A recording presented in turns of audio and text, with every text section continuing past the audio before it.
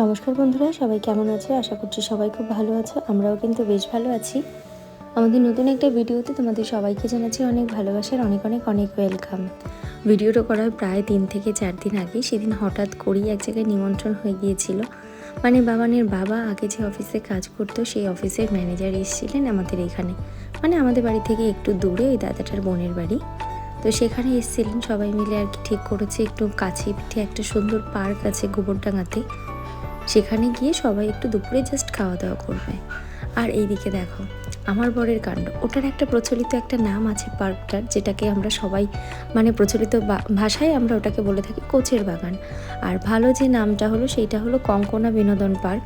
তো আমার বরকে সেই নামটাই বলেছিল, ও সেই নামটা বুঝতে না পারার দরুন ওকে দাদাকে বলেছে মানে লোকেশানটা সেন্ড করতে। তো লোকেশান ওয়াইজ আমরা যাচ্ছি, রাস্তাটা আমরা চিনি, একদম গোবরডাঙ্গা কলেজের পাশ দিয়েই চলে গিয়েছে। কিন্তু সেই রাস্তাটা ভাইরে ভাই আমাদের কত দূর দূরান্ত থেকে ঘুরিয়ে পেঁচিয়ে তবে আমাদের গন্তব্যস্থলে যেতে হয়েছে। আর যেহেতু বেরিয়েছিলাম দুপুরবেলার দিকে, বাবানকে খাইয়ে দাইয়ে নিয়েই বেরিয়ে পড়েছি। আর এই দিকে বাবান পড়েছে কিন্তু পুরোপুরি আমার কোলে ঘুমিয়ে, সেই সাথে আমিও শুয়েছিলাম, সাথে আমিও একটু ঘুম দিয়ে নিয়েছি, হালকা একটু ঝিমটি মতন দিয়েছি। আর এইবার বাবানের বাবা এসে ডাক দেওয়াতেই বাবান গিয়েছে উঠে। আর এখানে এসে চারিপাশে এরকম পরিবেশ দেখে ও না বড্ড খুশি হয়েছে, বিশেষ করে এই যে পশু পাখিগুলো রাখা রয়েছে সেইগুলো দেখে, ডাইনো, তারপরে হরিণ, আরও ও যা যা পছন্দ করে সেইগুলো। আর সবচেয়ে বাবানের পছন্দ হয়েছিল যেটা, সেটা হলো জিরাফটা। মজা পেয়েছো?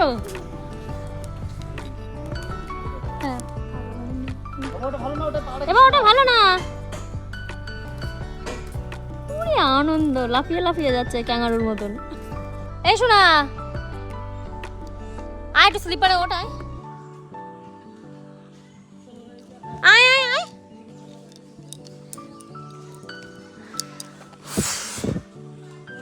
হ্যাঁ আচ্ছা আচ্ছা,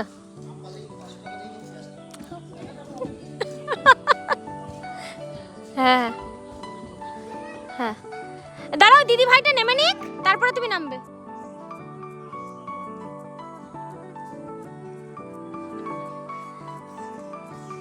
নামো আস্তে আস্তে নামো।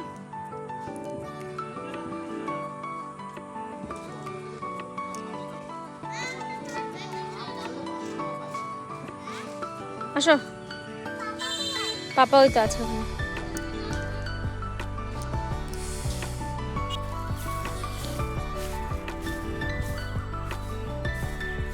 পাপা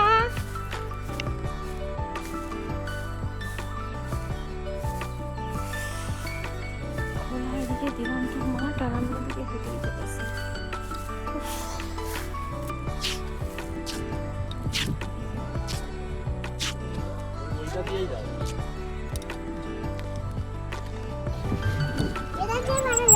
ওই তুমি প্যাডেল করো বাবা, মার মতো করে প্যাডেল করো।